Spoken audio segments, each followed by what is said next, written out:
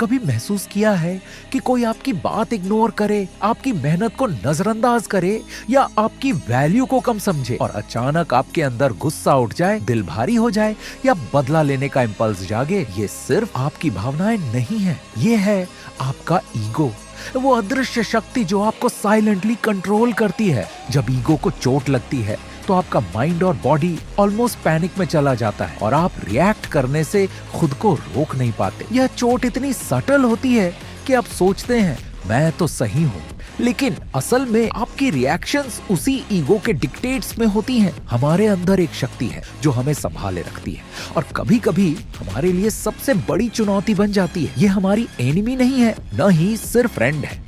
लोग कहते हैं कि ईगो को खत्म कर दो, लेकिन असल में इसे समझना जरूरी है।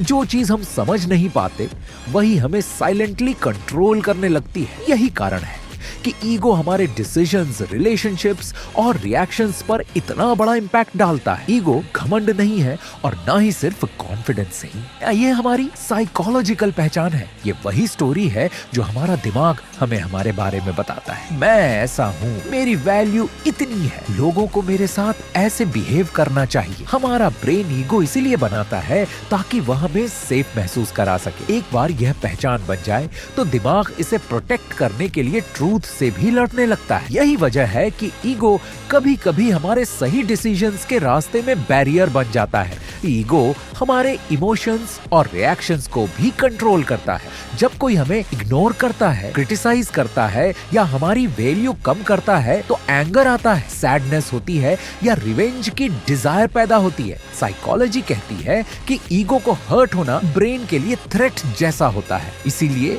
यह तुरंत रिएक्ट करता है और हमारे बिहेवियर को इन्फ्लुएंस करता है। यही वजह है कि कई बार हम इंपल्सिव तरीके से बोल या एक्ट कर जाते हैं, बाद में रिग्रेट होता है। ईगो का असर हमारे रिलेशनशिप्स पर भी दिखता है। ये कहता है मैं पहले सॉरी नहीं बोलूंगा, क्यों झुकूं, मेरी रिस्पेक्ट कम हो जाएगी। और धीरे धीरे यही ईगो रिलेशनशिप्स को डैमेज करता है। फ्रेंड्स दूर होते हैं और लव कमजोर हो जाता है। सबसे डेंजरस बात यह है कि ईगो आपको अलोन कर देता है और आपको लगता है कि आप राइट थे।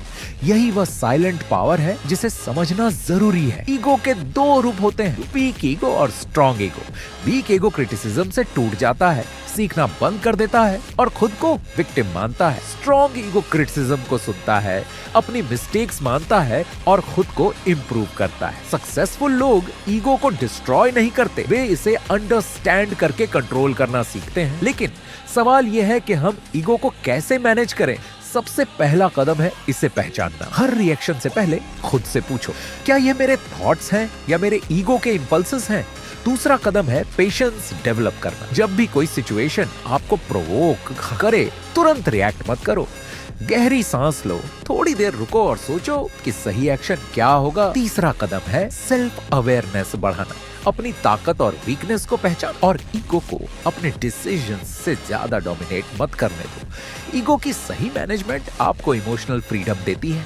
जब आप ईगो के इंपल्सेस को कंट्रोल करना सीख जाते हैं तो आप स्ट्रेस फ्री और कॉन्फिडेंट बन जाते हो। आप इंपल्सिव डिसीजंस नहीं लेते और आपके रिलेशनशिप्स हेल्थी रहते हैं। सक्सेस में भी ईगो का प्रॉपर कंट्रोल बहुत इंपॉर्टेंट है, क्योंकि वही आपको लॉजिकल और स्ट्रेटेजिक बनाता है। याद रखो, ईगो आपका एनिमी नहीं है, लेकिन अगर आपने इसे समझा नहीं तो ये आपके लाइफ का साइलेंट मास्टर बन जाता है। स्ट्रॉन्ग लोग ईगो को इग्नोर नहीं करते, बल्कि उन्हें समझते और कंट्रोल करते हैं। आपकी असली पावर यही है कि आप ईगो के इंपल्सेस को मैनेज करें और खुद की जिंदगी के ट्रू कंट्रोलर बने।